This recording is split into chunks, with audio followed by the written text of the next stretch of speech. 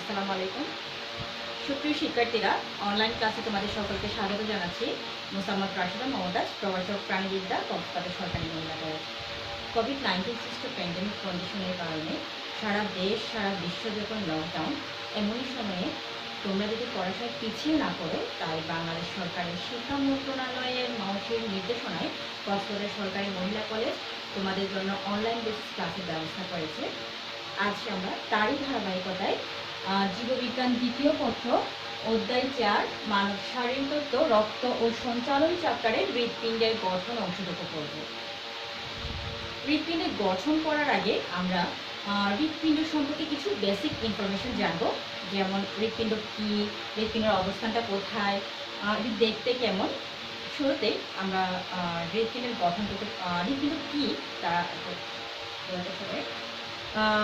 হৃৎপিণ্ড হচ্ছে blood circulatory সিস্টেমের মাসকুলার পাম্পিং অর্গান, অর্থাৎ এটি ব্লাড সার্কুলেশনের ক্ষেত্রে এটি পাম্পিং অর্গান হিসেবে কাজ করে এবং এটি কার্ডিয়াক মাসেল দ্বারা তৈরি। পাম্পিং অর্গান মানে কি? পাম্পিং অর্গান হচ্ছে পানির পাম্প মেশিন যেভাবে পানি সংগ্রহ করে আবার তা পানিকে সাপ্লাই করে, ঠিক তেমনি এই হৃৎপিণ্ড ফুসফুস থেকে অক্সিজেনের ব্লাড কালেক্ট করে তা হৃৎপিণ্ডের অবিরাম ছন্দময় গতিতে সংকুচন প্রসারিত হয়ে তা ব্লাডকে, এই অক্সিজেনের ব্লাডকে পাম্প করে রক্তবাহিকার ভেতর দিয়ে সারা দেশের সকল কোষে পৌঁছে দেয় এবং কোষ থেকে অক্সিজেনের ব্লাড কালেক্ট করে তা আবার ফুসফুসে পাঠায় পিউরিফাই করার জন্য। অবস্থান, এই যে হৃৎপিণ্ড, এই হৃৎপিণ্ডটার অবস্থানটা কোথায়? এটি হচ্ছে বক্ষ গহ্বরে অবস্থিত। আমরা জানি বক্ষ গহ্বরে রয়েছে ফুসফুস। আমরা যদি ফুসফুসের একটি চিত্র কল্পনা করি,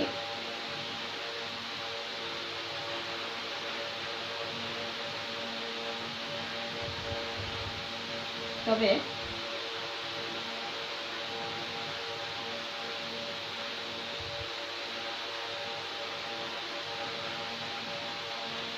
এই ফুসফুসের অবস্থান হচ্ছে হৃৎপিণ্ডের অবস্থান হচ্ছে ফুসফুসের বামখণ্ডের নিচে একটি হৃৎখাঁচ রয়েছে, একটি ব্রোক রয়েছে, কার্ডিয়াক নচ রয়েছে। এই খাঁচ বরাবর হৃৎপিণ্ড অবস্থিত।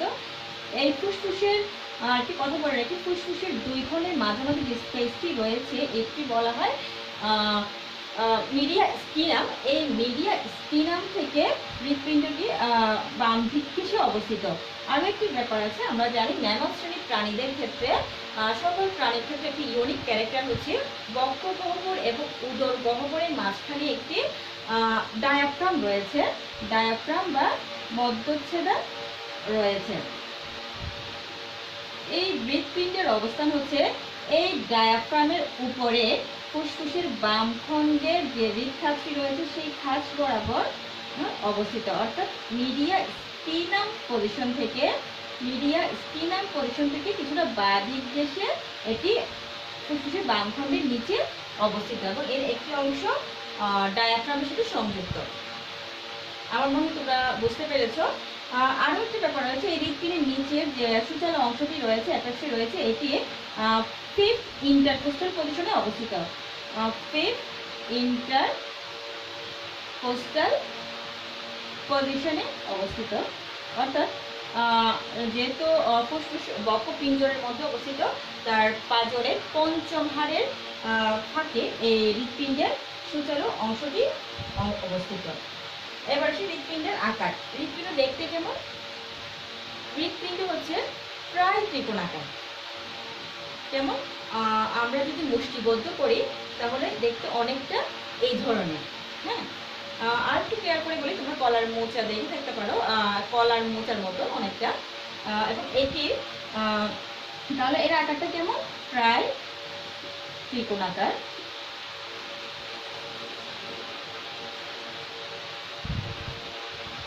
এটি দৈর্ঘ্যে 12 সেন্টিমিটার এবং প্রস্থে 9 সেন্টিমিটার, অর্থাৎ এটার আকারটা হচ্ছে 12 সেন্টিমিটার ইন্টু 9 সেন্টিমিটার। তাহলে হৃৎপিণ্ডের অবস্থান এবং আকার আমরা জানলাম। এরপরে আসে ওজন। মেল এবং ফিমেলের ক্ষেত্রে হৃৎপিণ্ডের ওজনটা কিছুটা ভেরি করে। মেইলের ক্ষেত্রে মেল এটি তার ওজনের 0.45% অফ হিজ ওয়েট, এবং ফিমেলের ক্ষেত্রে এটি 0.40% অফ হার ওয়েট। তাহলে আমরা কি পেলাম? মেলের ক্ষেত্রে পেলাম 0.45% অফ হিজ ওয়েট, তার ওয়েটকে 4.45% করলে মেলের ক্ষেত্রে তার হৃৎপিণ্ডের ওজনটা পেয়ে যাবে, এবং ফিমেলের ক্ষেত্রে 0.40% করলে হয়ে যাবে। এটি সাধারণত মানে অন এভারেজ মেলদের ক্ষেত্রে পাওয়া যায় 280 থেকে 340 গ্রামের মাঝে পাওয়া যায়, আর ফিমেলদের ক্ষেত্রে 200 থেকে 270 গ্রামের মাঝে পাওয়া যায়। এর থেকে কম বেশি হতে পারে, পার্সেন্টেজ করে তোমরা পেয়ে যাবে। আমার মনে হয় তোমরা বুঝতে পেরেছ। মুছে দেয় এবারে আমরা চলে যাব হৃৎপিণ্ডের আবরণে। হৃৎপিণ্ডের চারপাশে যে আবরণটি রয়েছে তাকে বলা হয় পেরিকার্ডিয়াম।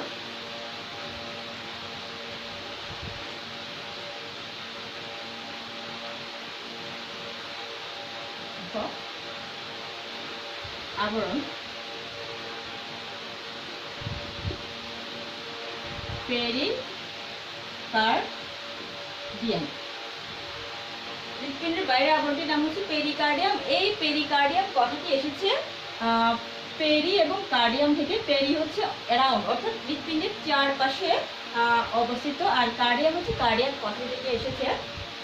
এই পেরিকার্ডিয়ামটি আবার দুইটি লেয়ারে বিভক্ত। ভিতরের লেয়ারটিকে বলা হয় সেরাস লেয়ার, এবং বাইরের লেয়ারটিকে বলা হয় ফাইব্রাস লেয়ার। অর্থাৎ বাইরে একটি তন্তুময় একটি আবরণ রয়েছে, মানে সেরাস লেয়ারের বাইরে একটি তন্তুময় আবরণ রয়েছে, এটিকে বলা হয় ফাইব্রাস লেয়ার।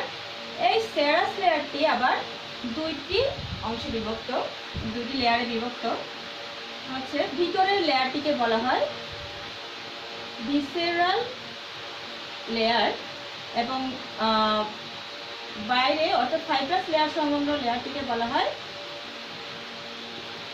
Parietal layer. তাহলে পেরিকার্ডিয়াম দুটি লেয়ারে বিভক্ত, সেরাস ভিতরের দিকে এবং বাইরের দিকে তন্তুময় হচ্ছে ফাইব্রাস লেয়ার। এই সেরাস লেয়ারটি আবার দুটি লেয়ারে বিভক্ত, ভিসেরাল লেয়ার এবং প্যারাইটাল লেয়ার। ভিসেরাল ভিতরের দিকে, প্যারাইটাল বাইরের দিকে। এই ভিসেরাল এবং প্যারাইটাল লেয়ারের মাঝখানে একটি কেভিটি রয়েছে, এই কেভিটিকে বলা হয় পেরিকার্ডিয়াল কেভিটি। এই পেরিকার্ডিয়াল কেভিটিটি তরল বা ফ্লুইড দ্বারা পূর্ণ রয়েছে। এই তরল বা ফ্লুইড কি হচ্ছে? Pericardial fluid. কি বলা হয় এটিকে? Pericardial fluid. এই পেরিকার্ডিয়াল ফ্লুইডটি হচ্ছে এক ধরনের লুব্রিক্যান্ট বা পিচ্ছিলকারক একটি পদার্থ।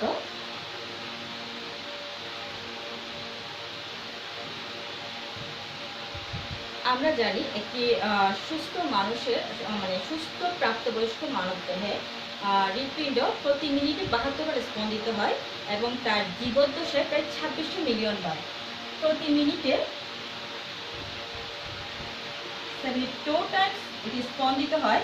এবং সুস্থ মানে তার জীবদ্দশায়, সুস্থ মানুষের জীবদ্দশায় অর্থাৎ তার ভ্রূণ দশার থেকে হৃৎপিণ্ডের স্পন্দন শুরু হয়। ভ্রূণ দশা সে মায়ের গর্ভে থাকাকালীন 6 সপ্তাহ বয়স থেকে যে তার স্পন্দনটা শুরু হয়, তার আমৃত্যু চলতে থাকে অবিরাম গতিতে। এটি তার জীবদ্দশা সর্বমোট 2600 মিলিয়ন বার স্পন্দিত হয়।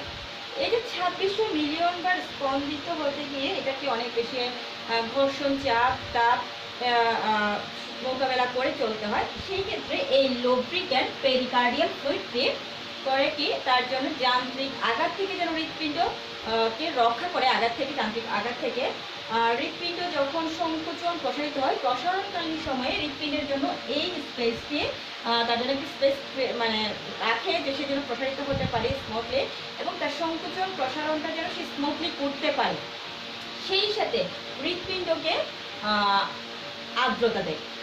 তাহলে এই পেরিকার্ডিয়াল ফ্লুইডের কাজ হচ্ছে এটি হৃৎপিণ্ডকে স্মুথলি সংকোচন প্রসারণ হতে সহায়তা করে, এটি হৃৎপিণ্ডকে যান্ত্রিক আঘাত থেকে রক্ষা করে, এটি ফ্রিকশন রিডিউস করে, এটি হৃৎপিণ্ডের জন্য একটি স্পেস রাখে এটি প্রসারণকালীন সময়ে, এবং এটি হৃৎপিণ্ডের আর্দ্রতা বজায় রাখে।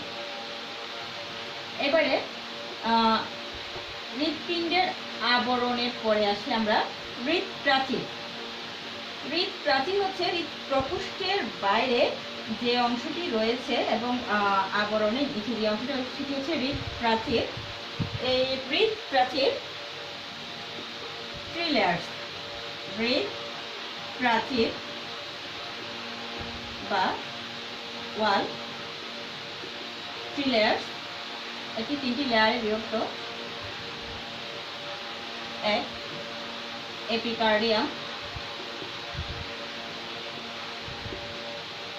এটা তো সবচেয়ে বাইরের লেয়ার, আউটারমোস্ট লেয়ার। দেন মায়োকার্ডিয়াম, এটি মাঝামাঝিতে অবস্থিত।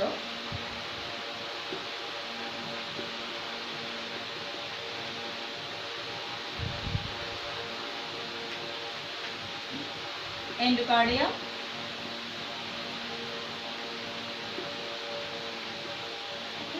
inner most layer,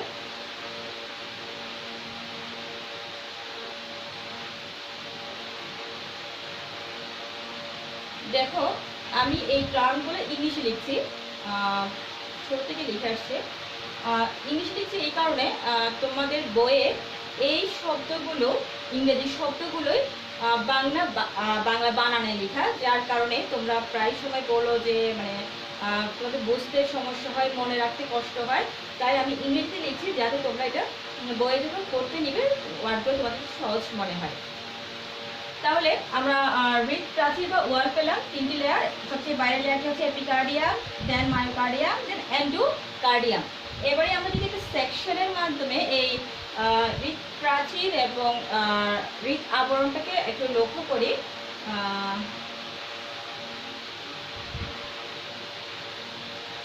এটি হচ্ছে হৃৎপ্রকোষ্ঠ সংলগ্ন স্তর এন্ডোকার্ডিয়াম। এটি এক স্তরী আয়সাকার এপিথেলিয়াম কোষ দ্বারা গঠিত বা স্কোয়ামাস এপিথেলিয়াম কোষ দ্বারা গঠিত। এটি হচ্ছে এন্ডোকার্ডিয়াম, এটি সবচেয়ে 3 লেয়ার। দেন সবচেয়ে থিক লেয়ার বা সবচেয়ে পুরু লেয়ার হচ্ছে মিডল লেয়ার বা মাস্কুলার লেয়ার। এই লেয়ারটি মাসেল দ্বারা গঠিত, স্পেশাল মাসেল, যেটা শুধুমাত্র হৃৎপিণ্ডে পাওয়া যায়। এটি হচ্ছে কার্ডিয়াক মাসেল। এর বৈশিষ্ট্য হচ্ছে এটি রৈখিক এবং অনৈতিক পেশি, অর্থাৎ আমাদের ইচ্ছা অনুযায়ী চলে না, এটি নিজ গতিতে সবসময় সমন্বয় গতিতে চলে। সংকোচন প্রসারিত হয়। এটি যেহেতু মাসেল দিয়ে গঠিত, এই জন্য এই লেয়ারটির নাম হচ্ছে মায়োকার্ডিয়াম। মায়ো মিন্স মাসেল, অর্থাৎ এটি হচ্ছে মাঝখানের লেয়ারটি হচ্ছে মায়োকার্ডিয়াম, এটি সবচেয়ে পুরো। এই মায়োকার্ডিয়াম সংলগ্ন আরেকটি যে লেয়ারটি রয়েছে এটি হচ্ছে এপিকার্ডিয়াম। এই এপিকার্ডিয়ামটিও এপিথেলিয়াল কোষ দ্বারা গঠিত। এটি হচ্ছে তাহলে এপিকার্ডিয়াম।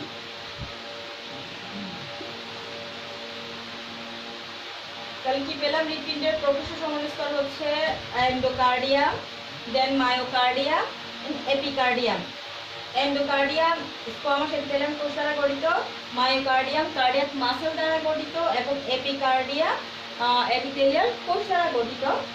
এর বাইরে এই এপিথেলিয়াম, আমি এটা একটু মুছে দেই, এই এপিথেলিয়ামের বা এপিকার্ডিয়ামের বাইরেই হচ্ছে হৃৎ আবরণ পেরিকার্ডিয়াম। এই ব্রিজ আবরণটি আমরা কি জানি, 2 স্তর বিশিষ্ট, 2 লেয়ার বিশিষ্ট। ভিতরেরটিকে বলা হয় স্যারাস লেয়ার এবং বাইরে ভিতরের এই লেয়ারটিকে বলা হয় স্যারাস লেয়ার এবং বাইরের তন্তুময় আবরণটিকে বলা হয় ফাইব্রাস লেয়ার। এই যে স্যারাস লেয়ার দুটি লেয়ারে বিভক্ত, তার ভিতরের দিকে মায়োকার্ডিয়াম সংলগ্ন স্তর বা এপিকার্ডিয়াম সংলগ্ন স্তরটি হচ্ছে ভিসেরাল লেয়ার এবং বাইরের লেয়ারটি হচ্ছে ফাইব্রাস লেয়ার সংলগ্ন, এটি হচ্ছে প্যারাইটাল লেয়ার।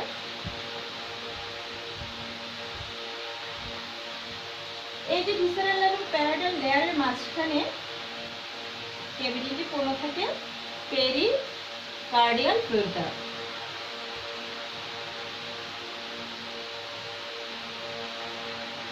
তাহলে এই যে এই অংশটি হচ্ছে পেরিকার্ডিয়াম।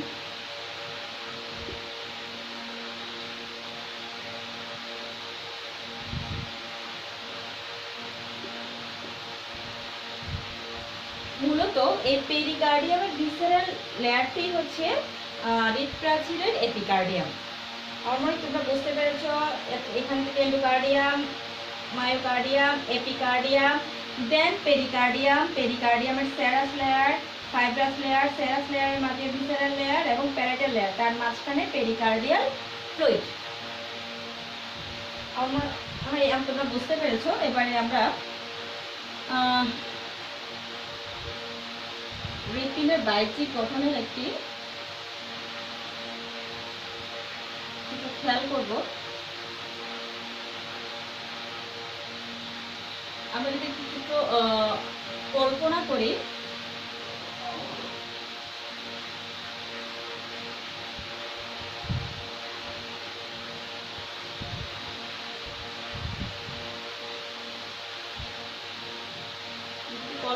যদি হৃৎপিণ্ডের একটা বাহ্যিক গঠন হয়, তাহলে হৃৎপিণ্ডের এই আপার এন্ড লোয়ার পোর্শনকে ডিভাইডকারী একটি গ্রোভ এখানে দেখা যায়, যাকে বলা হয় করোনারি সালকাস।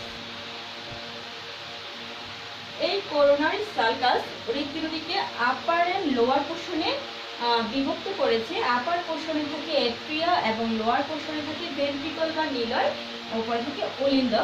আর এই লোয়ার পোর্শনটিকে আবার বিভেদকারী আর একটি গ্রোভ রয়েছে, এটিকে বলা হয় ইন্টারভেন্ট্রিকুলার সালকাস। এই ইন্টারভেন্ট্রিকুলার সালকাস ভেন্ট্রিকল দ্বয়কে পৃথক করেছে রাইট ও লেফট সাইডে। এবারে হৃৎপিণ্ডের এই যে উপরে যে চওড়া মোটা অংশটি রয়েছে, এটিকে বলা হয় বেস এবং নিচের এই সুচালু অংশটিকে বলা হয় অ্যাপেক্স বা চূড়া। এই হলো হৃৎপিণ্ডের মোটামুটি বাহ্যিক গঠন বা এক্সটার্নাল স্ট্রাকচার।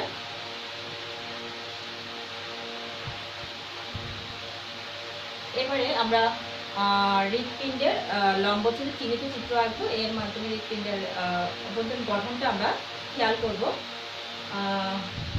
সেই সাথে তোমাদের পরীক্ষায় আসে যে হৃৎপিণ্ডের লম্বচ্ছেদের চিহ্নিত চিত্র অঙ্কন করো, তোমরা আমার চিত্রটি খেয়াল করবে, বোঝার চেষ্টা করবে কীভাবে আঁকছি তা ফলো করবে।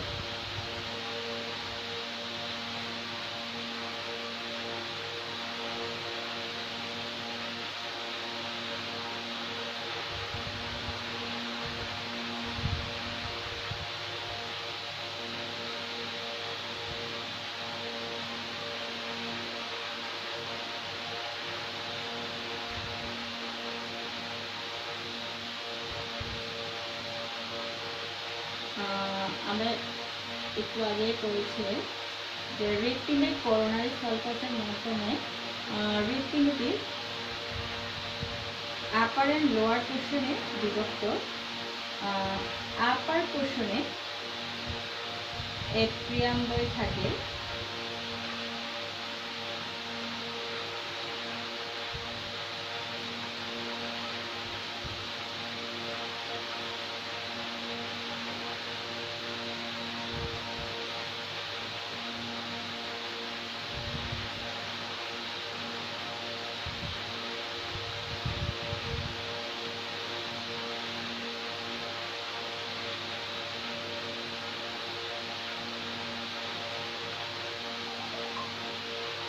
দেখো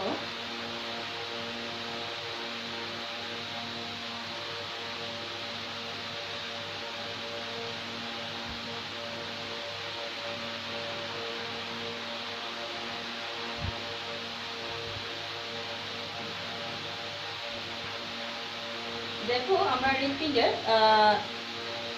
উপরে দুটি প্রকোষ্ঠ পেয়েছি এবং নিচে দুটি প্রকোষ্ঠ পেয়েছি। আমরা জানি হৃৎপিণ্ড 4 প্রকোষ্ঠ বিশিষ্ট, তাহলে হৃৎপিণ্ড এখানে উপরে দুটি প্রকোষ্ঠকে বলা হয় এট্রিয়া এবং নিচে দুটি প্রকোষ্ঠকে বলা হয় ভেন্ট্রিকল বা নিলয়। এই যে এট্রিয়া আমার এই পাশটা যদি রাইট সাইড হয় এবং এই পাশটা লেফট সাইড হয়, তাহলে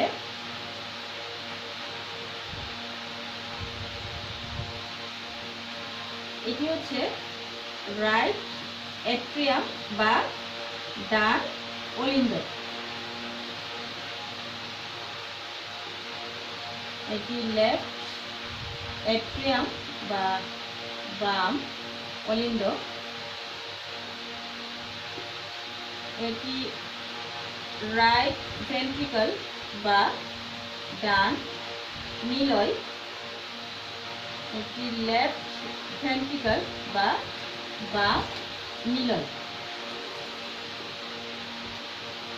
এই যে অলিন্দদ্বয়, অলিন্দের উপরে যে প্রাচীরটি রয়েছে তোমরা খেয়াল করবে, এই অলিন্দের প্রাচীরটি নিলয়ের প্রাচীরের তুলনায় একটু নিলয়দ্বয়ের প্রাচীরের তুলনায় অনেক বেশি পাতলা। অলিন্দের প্রাচীরটি কেন পাতলা? তার কারণ হচ্ছে অলিন্দ ব্লাড সাপ্লাই করে শুধুমাত্র নিলয়ে, ডান অলিন্দ ডান নিলয়ে, বাম অলিন্দ বাম নিলয়ে ব্লাড সাপ্লাই করে, কিন্তু ডান অলিন্দ সেই ব্লাডকে সাপ্লাই করে হচ্ছে ফুসফুসে এবং ডান নিলয় সেই ব্লাডকে সাপ্লাই করে হচ্ছে ফুসফুসে এবং বাম নিলয় ব্লাড সাপ্লাই করে সমগ্র দেহে, যার কারণে অলিন্দের চেয়ে নিলয়দ্বয়কে বেশি চাপ সহ্য করতে হয় বা বেশি চাপ প্রয়োগ করতে হয়, যার কারণে নিলয়ের প্রাচীরের চেয়ে অলিন্দের প্রাচীর পাতলা এবং নিলয়ের প্রাচীর অনেক বেশি পুরু।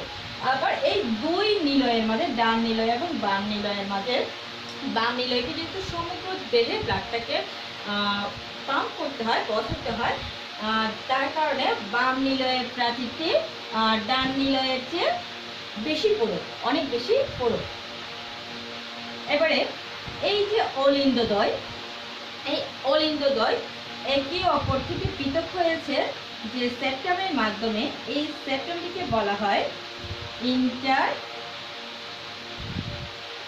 এট্রিয়াল সেপ্টাম বা আন্ত অলিন্দ পর্দা। আবার নিলয়দ্বয় যে পর্দা দ্বারা পৃথক হয়েছে এটিকে বলা হয় ইন্টার ভেন্ট্রিকুলার সেপ্টাম। আবার দেখো এই অলিন্দ এবং নিলয় যে পর্দা দ্বারা পৃথক হয়েছে তাকে বলা হয় ইন্টার এট্রিও ভেন্ট্রিকুলার সেপ্টাম বা আন্ত অলিন্দ নিলয় পর্দা। অর্থাৎ অলিন্দদ্বয়কে পৃথক করেছে আন্ত অলিন্দ পর্দা বা ইন্টার এট্রিয়াল সেপ্টাম, নিলয়দ্বয়কে পৃথক করেছে ইন্টারভেন্ট্রিকুলার সেপ্টাম বা আন্ত নিলয় পর্দা, এবং অলিন্দ থেকে নিলয়কে পৃথক করেছে ইন্টার এট্রিওভেন্ট্রিকুলার সেপ্টাম বা আন্ত অলিন্দ নিলয় পর্দা। এতটুকু আমরা মোটামুটি বুঝতে পেরেছি। তোমরা যদি না বুঝে থাকো তাহলে আমাকে ইনবক্স করতে পারো বা কমেন্টে জানাতে পারো। এবারে অলিন্দ, আমরা জানি সমগ্র দেহ থেকে অক্সিজেনের ব্লাড ডান অলিন্দে আসে। এই যে সমগ্র দেহ থেকে আসে, সেই ক্ষেত্রে শরীরের উপরের অংশ অর্থাৎ দেহের উপরের অংশ কাঁধের উপর থেকে সুপেরিয়র ভেনা ক্যাভার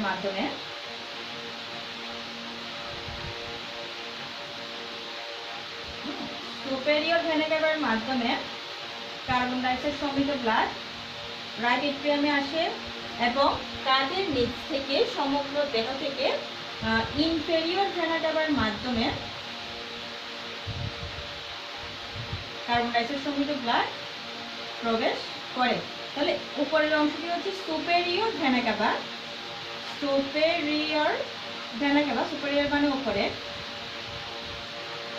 বা ঊর্ধ্ব মহাশিরা।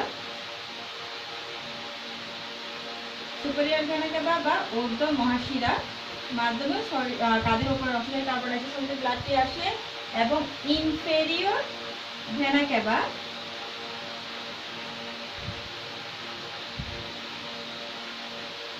বা নিম্ন মহাশিরা মাধ্যমে কার্বন ডাইঅক্সাইড সমৃদ্ধ ব্লাড ডানওয়েলিন্দে আসে। সেই সাথে আবার হৃৎপিণ্ডের যে আমরা বলেছি কার্ডিয়াক মাসেল দ্বারা গঠিত, এই মাসেলের যে ডিঅক্সিজেনেটেড মাসেল থেকে কার্বন ডাইঅক্সাইড সমৃদ্ধ ব্লাড বা ডিঅক্সিজেনেটেড ব্লাডটি এইখানে একটি করোনারি সাইনাসের মাধ্যমে উন্মুক্ত হয়, এখানে আসে কার্বন ডাইঅক্সাইড সমৃদ্ধ ব্লাড। এটাকে বলা হয় করোনারি সাইনাস। তাহলে ডানওয়েলিন্দে তিনটি ওপেনিং, একটি হচ্ছে সুপেরিয়র ভেনা ক্যাভা, করোনারি সাইনাস এবং ইনফেরিয়র ভেনা ক্যাভার মাধ্যমে কার্বন ডাইঅক্সাইড সমৃদ্ধ ব্লাড ডানওয়েলিন্দে আসে। যখনই ডানওয়েলিন্দে ব্লাড আসে, এই ডানওয়েলিন্দ থেকে ডানওয়েলিন্দ যখন প্রসারিত অবস্থায় থাকে, এই ডানওয়েলিন্দ থেকে ব্লাডটি এই যে এখানে অলিন্দ এবং নিলয়ের সংযোগ করতে একটি ওপেনিং রয়েছে, এটিকে বলা হয় অ্যাট্রিওভেন্ট্রিকুলার ওপেনিং। কি বলা হয়? অ্যাট্রিওভেন্ট্রিকুলার ওপেনিং বা অ্যাট্রিওভেন্ট্রিকুলার সেপারেচার। এই অ্যাট্রিওভেন্ট্রিকুলার ওপেনিং এর মাধ্যমে কার্বন ডাইঅক্সাইড সমৃদ্ধ ব্লাড ডান অলিন্দ থেকে ডান নিলয়ে আসে। এই যে আসার পথে এই ব্লাডটির একমুখী প্রবাহ হয়। একমুখী প্রবাহ হয় একটি বাল্বের কারণে। এখানে একটি কপাটিকা থাকে। আমরা যদি হৃৎপিণ্ডের এই প্রকোষ্ঠগুলোকে একটি ঘরের কামরার সাথে কম্পেয়ার করি, তাহলে একটি কামরা থেকে আরেকটি কামরা যাওয়ার জন্য যেমন একটি দরজা বা কপাটিকার প্রয়োজন, ঠিক তেমনি এই হৃৎপিণ্ডে অলিন্দ থেকে নিলয়ে যাওয়ার পথে, এক প্রকোষ্ঠ থেকে আরেক প্রকোষ্ঠে ব্লাডটি যাওয়ার পথে কপাটিকা রয়েছে। এই কপাটিকাটিকে বলা হয় ডান অলিন্দ এবং ডান নিলয়ের মাঝে যে কপাটিকাটি রয়েছে, এই কপাটিকাটিকে বলা হয় ট্রাইকাসপিড ভালভ। কি বলা হয়? ট্রাইকাসপিড ভালভ বা ট্রাইকাসপিড কপাটিকা।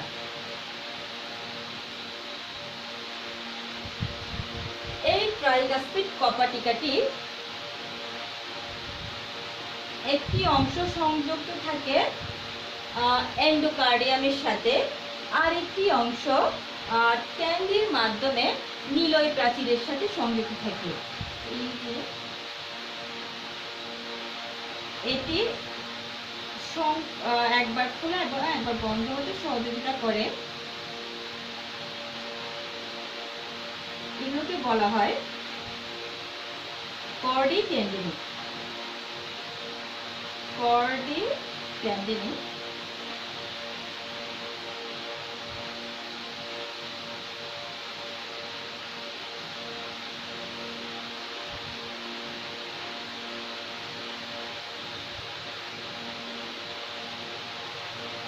ডান অলিন্দ থেকে তাহলে আমরা কি পেলাম? ডান অলিন্দ থেকে ট্রাইকাসপিড ভালভের মাধ্যমে কার্বন ডাইঅক্সাইড সমৃদ্ধ ব্লাড ডান নিলয়ে প্রবেশ করে। এই ডান অলিন্দ এবং নিলয় পথে রয়েছে একটি ট্রাইকাসপিড ভালভ। এটি একমুখী প্রবাহ, মানে ব্লাডটি একমুখী প্রবাহিত হতে সহযোগিতা করে, অর্থাৎ অলিন্দ থেকে নিলয়ে ব্লাডটি প্রবেশ করতে দেয়, কিন্তু নিলয় থেকে আবার ব্যাকফ্লো হতে বাধা প্রদান করে, অর্থাৎ ব্যাকফ্লো হতে দেয় না। যখনই ডান নিলয় কার্বন ডাইঅক্সাইডে পূর্ণ হয়ে যায়, তখনই ডান নিলয় থেকে এই কার্বন ডাইঅক্সাইড সমৃদ্ধ ব্লাডটি কে পাঠানো হয় ফুসফুসে পিউরিফাই হওয়ার জন্য। এই ক্ষেত্রে এখান থেকে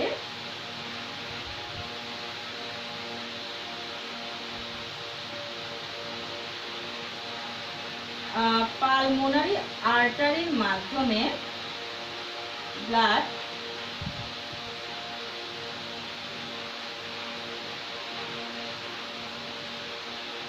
দুই ফুসফুস খণ্ডে চলে যায়, ফুসফুসের দুটি খণ্ডে চলে যায়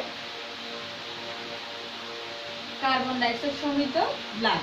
ডান নিলয় থেকে কার্বন ডাইঅক্সাইড সমৃদ্ধ ব্লাড পালমোনারি আর্টারির মাধ্যমে, পালমোনারি আর্টারি বা ধমনী, পালমোনারি ধমনীর মাধ্যমে কার্বন ডাইঅক্সাইড সমৃদ্ধ ব্লাড ফুসফুসের দুটি খণ্ডে চলে যায়, লাঞ্চে চলে যায়। এখন এই যে পালমোনারি আর্টারি, এই পালমোনারি আর্টারি তো যাওয়ার পথে আরেকটি কপাটিকা রয়েছে, এটিও ব্যাক ফ্লো হতে বাড়াবে। এই কপাটিকা বা ভালভের নাম হচ্ছে সেমিলুনার কপাটিকা।